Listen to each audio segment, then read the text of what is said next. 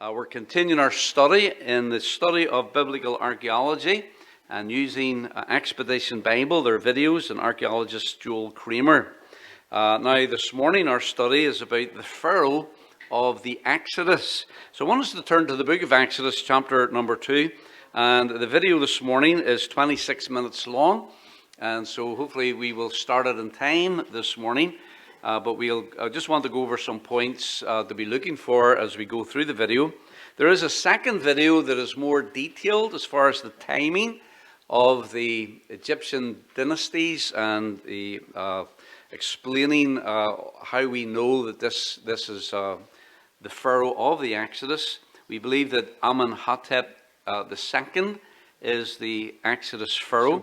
So in Exodus chapter 2, there's 4 things we want to just draw to your attention.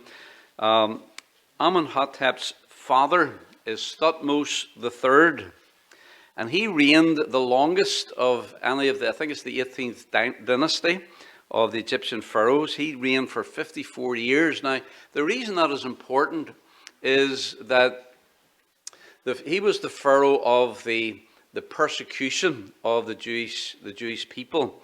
And so if you look at Exodus chapter 2, verse number 15, you'll remember when Moses was 40 years old, he went out, he defended a Hebrew, and then the next day 2 Hebrews are fighting, and one of them rejects Moses. In fact, verse 14, of course, Moses at this point is a type of the Lord Jesus, who came unto his own received him not.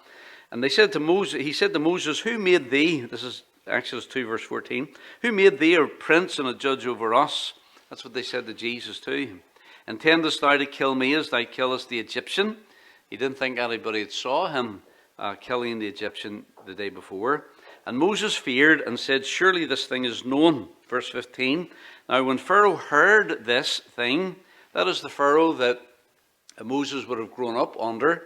When Pharaoh heard this thing, he sought to slay Moses. So this was a big deal for Moses, who was a Hebrew, and the Egyptians, of course, and Pharaoh knew this. And so he was really showing his true colors when he defended the Hebrew and slew the Egyptian. And so Pharaoh was very upset about this. And so when he heard it, he sought to slay Moses.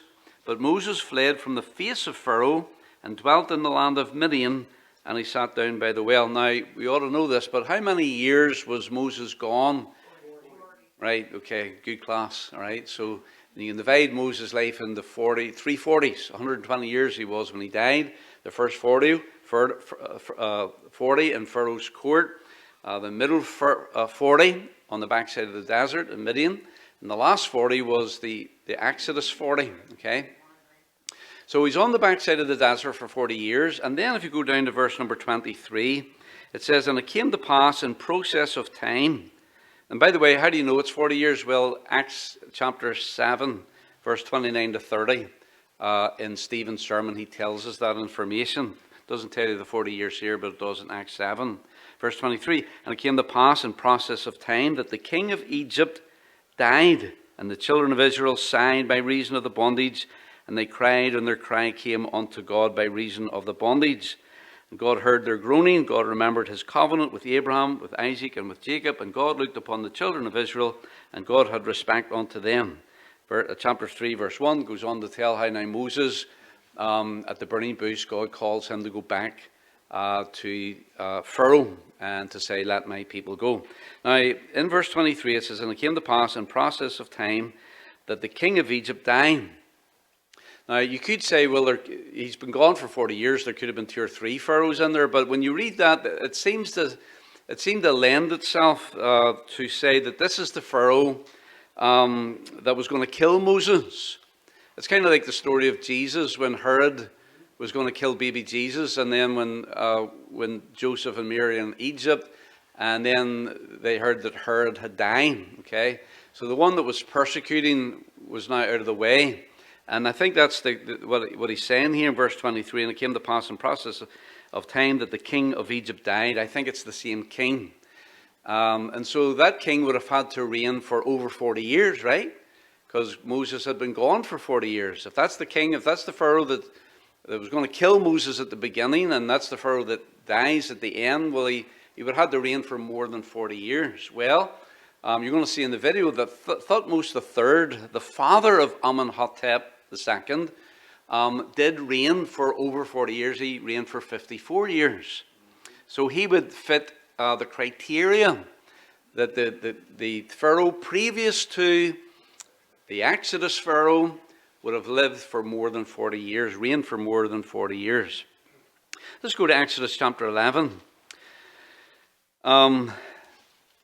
What we find also, of course, during the 10 plagues, the last plague is the death of the firstborn.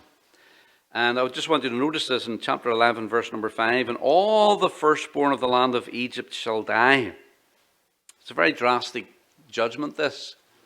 And of course, all of the plagues got more severe as it went along. This is the most severe one. All the firstborn of the land of Egypt shall die, from the firstborn of Pharaoh that sitteth upon his throne, even unto the firstborn of the maidservant that is behind the mill, and all the firstborn of beasts. So all the firstborn of every family would die. Now, if Amenhotep II is the firstborn of Thutmose III, what would you expect? You would expect him to die.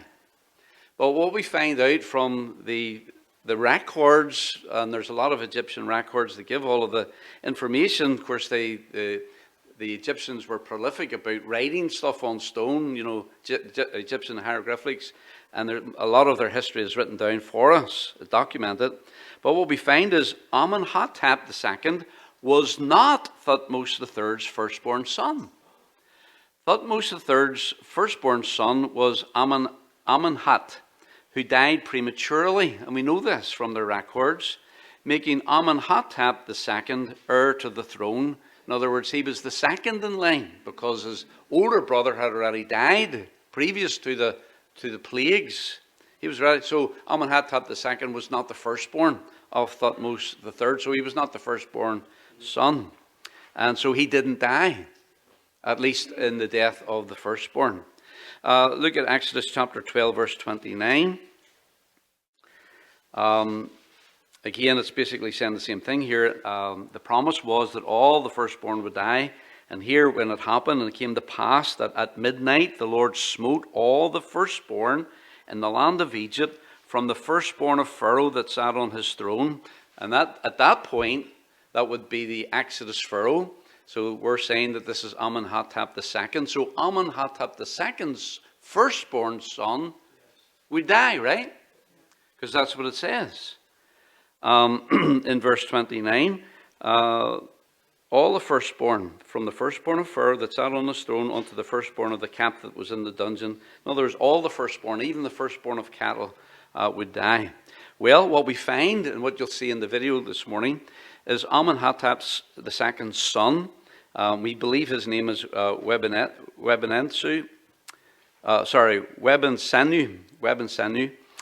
He's aged about 11 to 15 years old. He was buried in his father's tomb. In other words, we're going to be looking at Amenhotep II's tomb. Now, what's typical with the Egyptian pharaohs is when the pharaoh died, he's placed in his tomb, and his tomb is sealed. And nobody gets buried in his tomb after the pharaoh. So the people who are, and so what you're going to find with this tomb is that there are other people in his tomb. Well, obviously they would have died before Amenhotep II. And what we find is Webensenu, we believe, is his son. I know this is a little gross, but it is an adult Bible class. In your bottom left-hand corner, that's a photograph of the mummy of Webensenu. And the reason we know that this is a prince is because of the distinctive lock of hair that comes over. And basically what they do is they would shave their whole head except for a lock of hair, like a ponytail comes out of the side of his head that comes down. Only the Egyptian princes had that hairstyle. Nobody else had that. So you had to be a son of a pharaoh to have that particular, and he's buried in his father's tomb. What does that mean? He died before his daddy did. So Webensenu, the son of Amenhotep II, died before his father. And of course, he was the firstborn, so he would have died. And then later on, Webensenu's younger brother got to be the next pharaoh after Amenhotep II died. Now, the last thing, look at Exodus chapter 9. Now, you could probably take this with a pinch of salt, but it is very interesting that the mummy of Amenhotep II has boils on his body. In Exodus chapter 9, verse 8, it says, "And the Lord said unto Moses and unto Aaron, Take you handfuls of ashes of the furnace." Now, this is the plague of the boils. And how did that happen? Well, he took the ashes of a furnace and let Moses sprinkle it toward the heaven in the sight of Pharaoh. And it shall become small dust in all the land of Egypt, and shall be a boil breaking forth with blains upon man and upon beast throughout all the land of Egypt. And they took the ashes of the furnace and stood before Pharaoh. This was done in the presence of Pharaoh and in the presence of the magicians.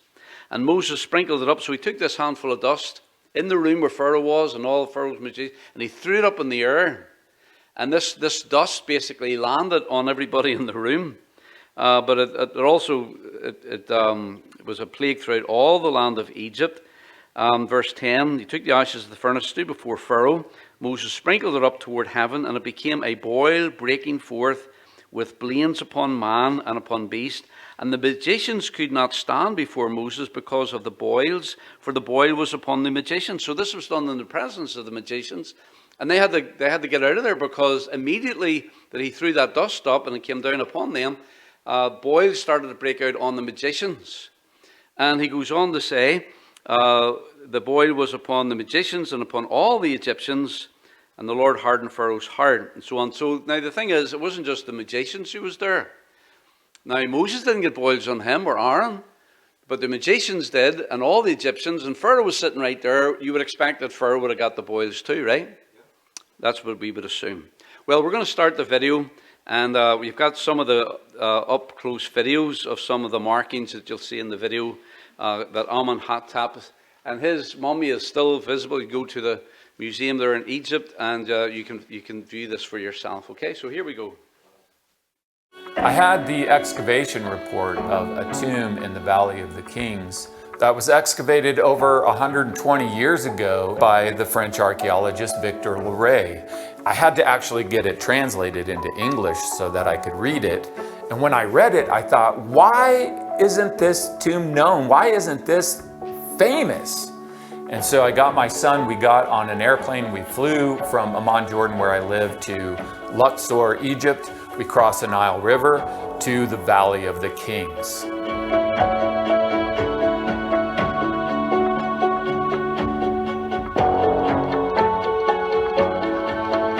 So in 1898, Victor Loret was here excavating at the base of this cliff behind me here.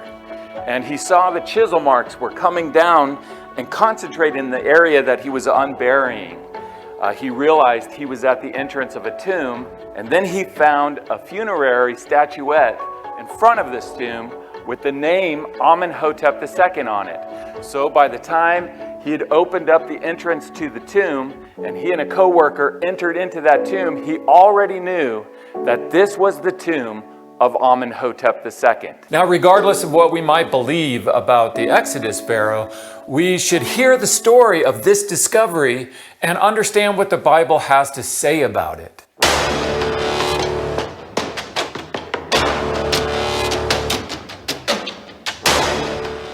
Don't forget to hit that subscribe button. I'll leave a link in the description where you can order a copy of my book, Where God Came Down, the Archaeological Evidence, which is #1 in archaeology. I'll also leave a link where you can make a donation.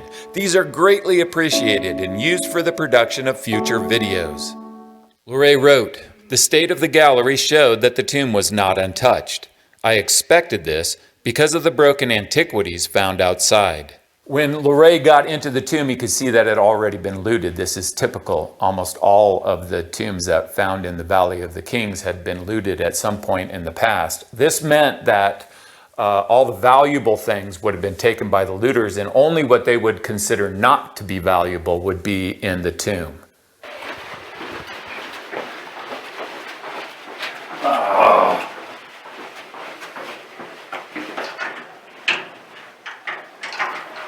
Locked. And of course, when we got there, The one tomb that we had come to explore was closed. When I'd been to the Valley of the Kings before, it was closed. Why is what I consider to be the most important tomb in the Valley of the Kings. Why is it closed? And so I'd lived in the Middle East long enough to know that if there's a lock, then somebody's got a key. And if you can find that somebody or find somebody that knows that somebody, then you can usually barter a deal. If I can help you to visit this tomb, how much are you going to pay? Because I have to pay to the manager, to the securities, a lot of people to take money. You tell me. So we negotiated, agreed to a price where they would let not only my son and I into the tomb, but we could use our camera in there as well. But we only had 30 minutes, so we were in a hurry.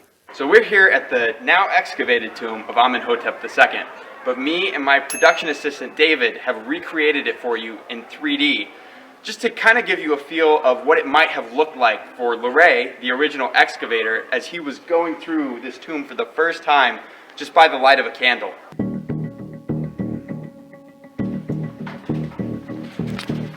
Oh man, it's hard to see.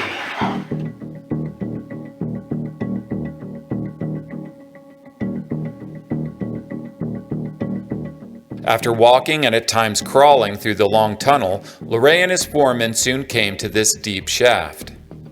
Larray included this drawing in his report and wrote, "Always descending, we eventually found ourselves at the edge of a deep and wide shaft, which was not to be crossed." It's a wonder with the light of just a single candle that one of them didn't fall in.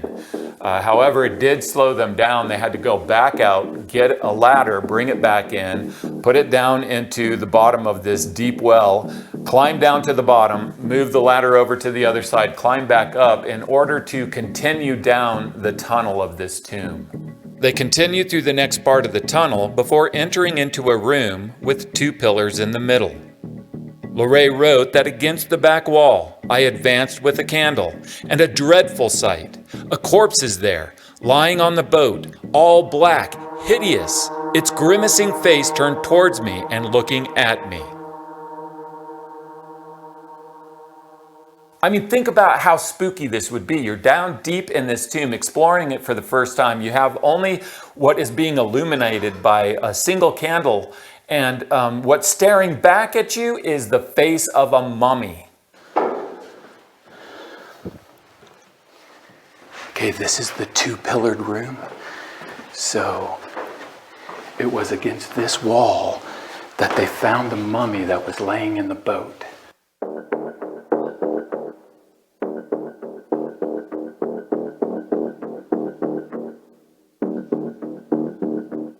Larray wrote, at the end a door opens into the darkness. We advance, and with astonishment we distinguish an immense room, entirely decorated, supported by 2 rows of 3 pillars on which are painted life-size groups representing a king in the presence of a deity. It is indeed him. It is indeed Amenhotep II. Wow, this is the 6-pillared room. At the back of the 6-pillared room, Larray descended the stairs leading down to the royal sarcophagus, whose lid had been removed by the looters. Larray wrote, "Is the open sarcophagus empty? I dare not hope otherwise, for pharaohs have never been found in the necropolis of the Valley of the Kings. All royal mummies have been removed in antiquity and placed in a safe location. I reached the sepulchre with difficulty. I read everywhere outside the name and title of Amenhotep II. I lean over the edge, advancing a candle. Victory! A dark coffin is there at the bottom.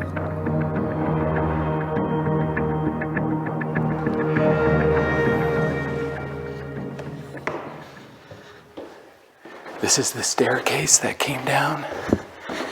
This is the sarcophagus of Amenhotep II. So Larray is explaining that when he comes in here, there's broken antiquity all over the floor. And so he creeps over here. He sees that the lid is off the sarcophagus.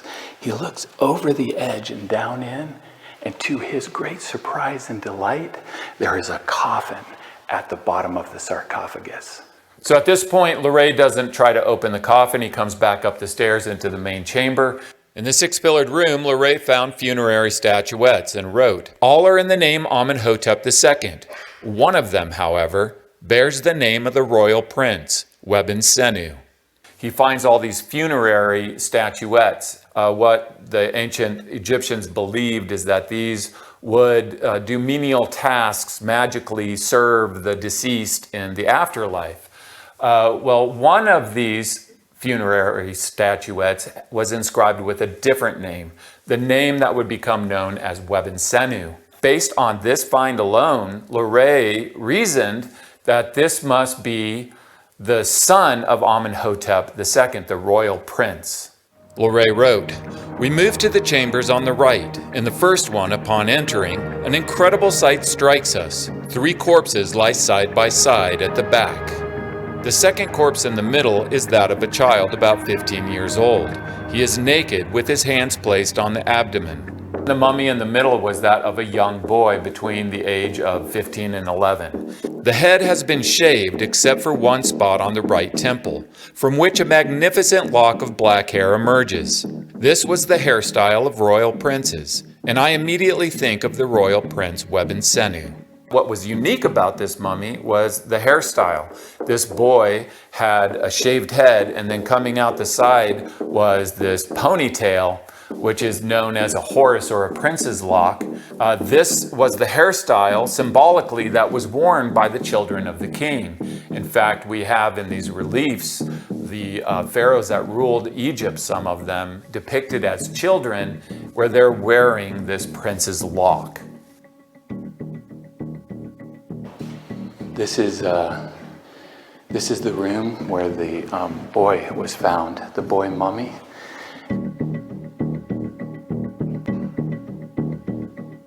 Oh, that's where his mummy is. Okay, this is the mummy of the boy that's still in this coffin in the room where it was discovered. I'm just in shock here because I was not expecting the mummy to be here. I'd read that he is still in the room here, but inside this coffin is the mummy with a prince's lock that is the most probable mummy to be Webensenu. Luray continued, "The royal prince Webensenu, this until now unknown son of Amenhotep II, of whom I had noticed a funerary statuette in the great room, and one of whom I was later to find canopic fragments." This is the passage where they found the canopic jar fragments and lids.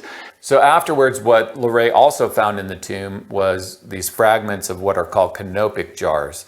And one of them was inscribed with the name Webensenu, and also had the saying, "King's son of his body."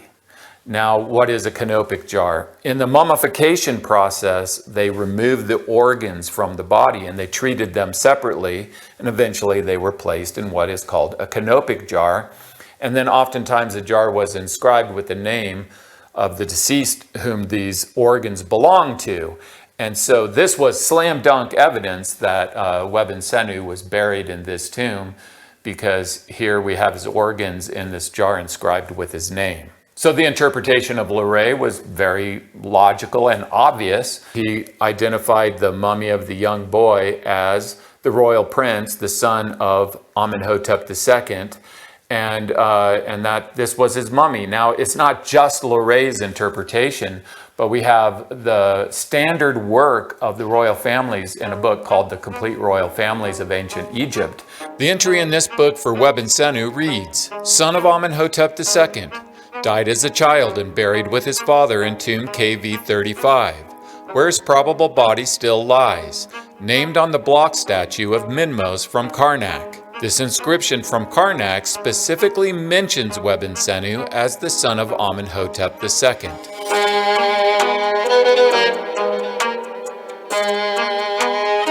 So afterwards, he goes to the chamber on the left. He looks in there. He sees 9 coffins that are stacked next to each other in this chamber, and he doesn't try to open them at this point. He looks around some more. He makes his way out of the tomb, and this is the end of his initial exploration of the tomb of Amenhotep II. Later, he comes back into the tomb, for the purpose of removing the mummies from their coffins. And of course, the most important one is the coffin that he found at the bottom of the royal sarcophagus. When he opens this coffin, then inside is a mummy that's wrapped in a shroud, and on the shroud is written the name Amenhotep II. So there is absolutely no doubt that the mummy that he found in the royal sarcophagus was the mummy of Amenhotep II. So this mummy was taken then and further studied by G. Elliott Smith, and his work was published in the Catalog of the Royal Mummies. And what he found particularly unique about this mummy was that, as he described it, the whole body was covered with what he called tubercles, these boil-like sores. And he didn't know if it was a disease that caused this or if it was something else, but he said, he wrote down, they are certainly unusual. And so unique, actually, that of all the mummies that were found in the Valley of the Kings, the only one that was covered with these boil-like sores was the mummy of Amenhotep II. Let's look at this one.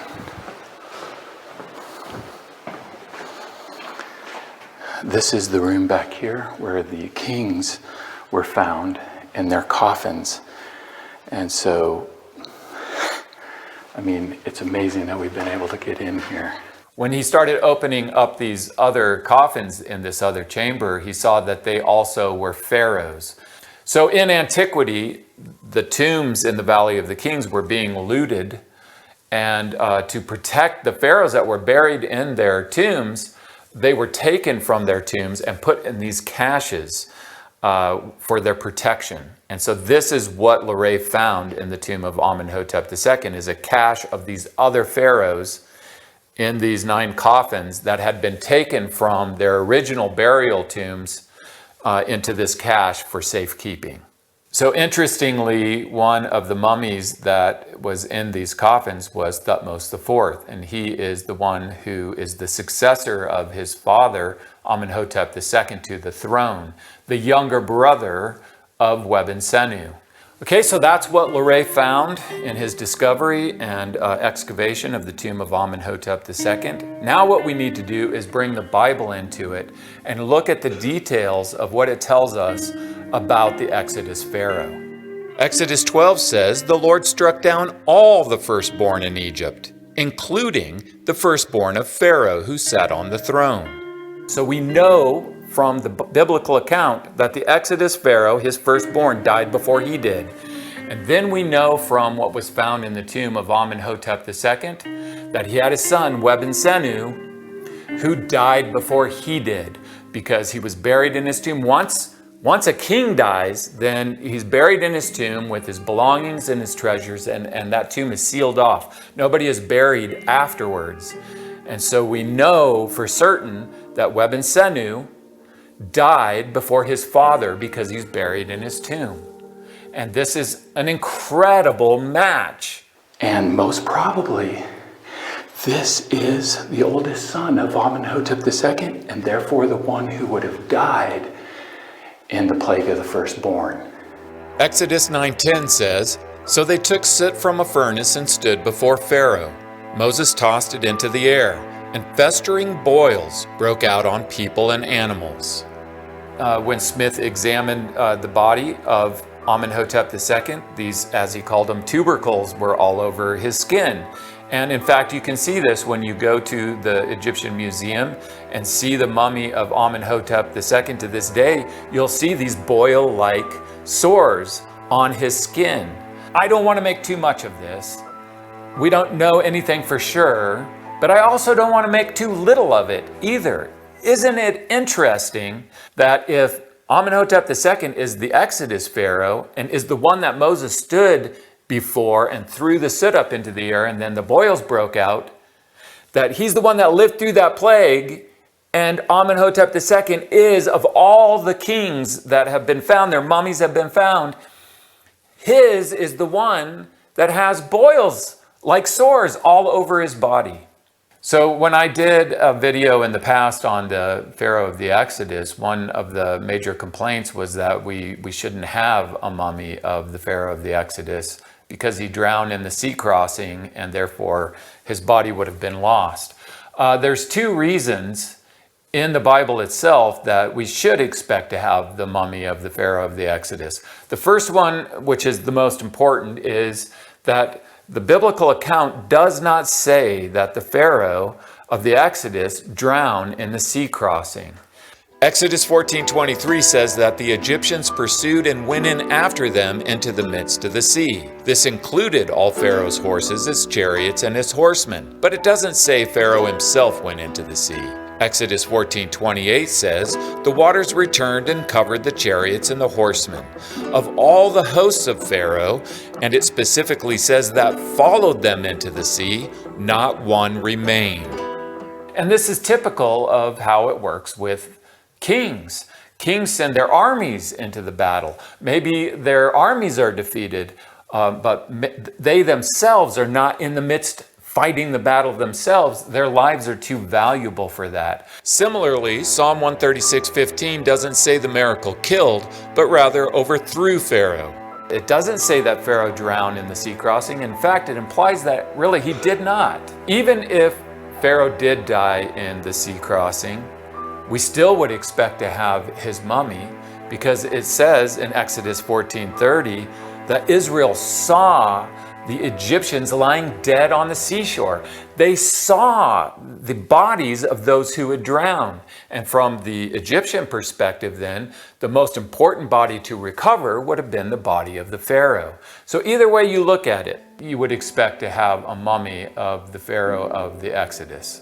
We have to talk at least briefly about the biblical date of the Exodus. I'm just going to do this real quick and then move on. 1 Kings 6:1 says that from the Exodus to the time when Solomon built the temple in Jerusalem, there were 480 years. We know when Solomon built the temple, 966 BC. How do we know that? Well, I did a whole video on that, using that as an example, and you can watch that after you get done watching this one. But we know that that was 966 BC. You just do the simple math with the 480 years, and we have a solid date for the Exodus from the Bible, which is 1446 BC. Now, Egyptian chronology is not as well understood, and it is not agreed upon even by secular Egyptologists. Some follow what is called the high chronology, some follow the low chronology. The dates of the reign of Amenhotep II and the biblical date fit very, very well with the high chronology. But regardless, there's an understanding that the dates when these kings reigned are known within about 50 years. You could add 50 years or minus 50 years to them. The point that I want to make before moving on is simply this, that if we take the biblical date for the Exodus, and whether we follow the high chronology or the low chronology, whether we add 50 years or take 50 years from it, we're still looking for the Exodus Pharaoh in the 18th dynasty of Egypt. The 17th dynasty is way too early. The 19th dynasty is over 200 years too late. So the Exodus Pharaoh is somewhere in the 18th dynasty. We have here in these discoveries what Larray calls in his report the strange chronological series of these discoveries, because they follow the lineage of the royal family of the 18th dynasty. Before he found the tomb of Amenhotep II, previously in that same excavation season, he had discovered and excavated the tomb of Thutmose III, the father of Amenhotep II. What is unique about Thutmose III was the length of his reign. He reigned for 54 years. Exodus chapter 2 says that Pharaoh tried to kill Moses, but Moses fled from Pharaoh to Midian. During that long period, the king of Egypt died, finally allowing Moses to return to Egypt. This long period, when Moses was in Midian, we are told in Acts 7:30, ended after 40 years. And then he comes back, and at this point, then the next Pharaoh is reigning, and this is the Pharaoh of the Exodus. So in order for this to work, then we need the predecessor of the Exodus Pharaoh to have a very long reign of over 40 years. And the only Pharaoh in the 18th dynasty that reigned for more than 40 years is Thutmose III. He reigned for 54 years, and he is the father of Amenhotep II. Therefore, of all the pharaohs of the 18th dynasty, the only pharaoh that passes this requirement from the Bible is Amenhotep II, because his father reigned for over 40 years. I mean, how much more obvious could it be from what Loray found in the tomb of Amenhotep II? He found the mummy of Amenhotep II that had a shroud wrapped around it, which had Amenhotep II's name on it. He found this mummy that was covered with these boil-like sores. He found the son of Amenhotep II, Webensenu. He found his name inscribed on a funerary statuette. He found his name inscribed on a canopic jar, and he found the mummy of a boy with the prince's lock. I mean, we're talking about, why is this not the most famous tomb from the Valley of the Kings? It should be, and yet it's closed, and people don't know about it. And then when you look it up today on the internet or wherever you're doing your research, then the more modern takes on this are all arguing against these positions that were well established and understood in the past. They're the ones that the evidence bears witness to. And yet now all these arguments, it's a focus of these arguments. Oh, 480 years doesn't really mean 480 years. Oh, the length of this reign isn't really the length of just one pharaoh's reign, but of more than one pharaoh's reign.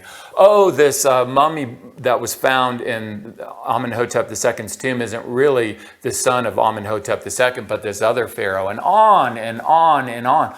Why? Why is the focus of all this argument on Amenhotep II? The simple answer to that is it's because Amenhotep II holds the evidence for being the pharaoh of the Exodus.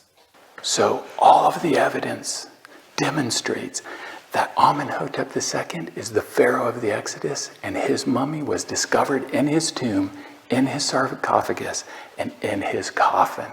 So why does this even matter? It matters because the Exodus event is a real event. The Israelites are real people. The pharaoh that held them in bondage, in slavery, was a real pharaoh.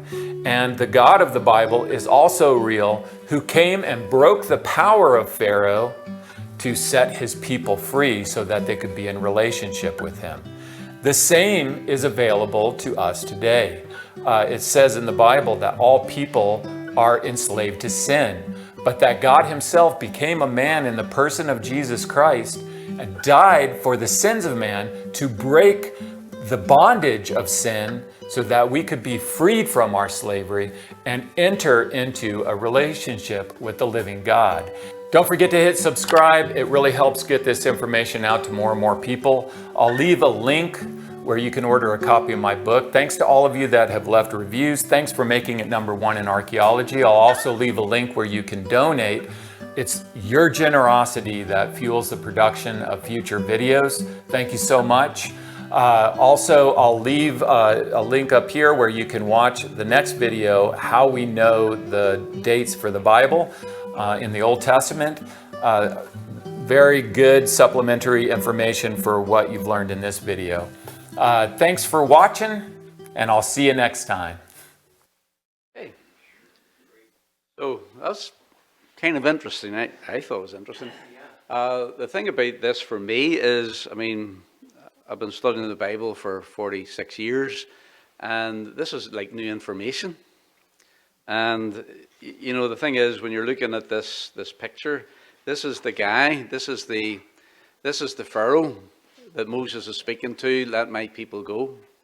And this is the man who hardened his heart against the Lord. It's an amazing thing that the evidence is all there, and we're grateful for this man who's able to put all these things together. And of course, this is just one of many videos that we'll be looking at. And this guy, I mean, of course, he's arguing against the secular archaeologists, and he's dealing a lot with the Hebrew archaeologists as well. So he's defending both Old and New Testaments, and so he has to have his arguments because he's like at the coal face dealing with these guys with all the technicality. So we're blessed because of that. Amen. All right.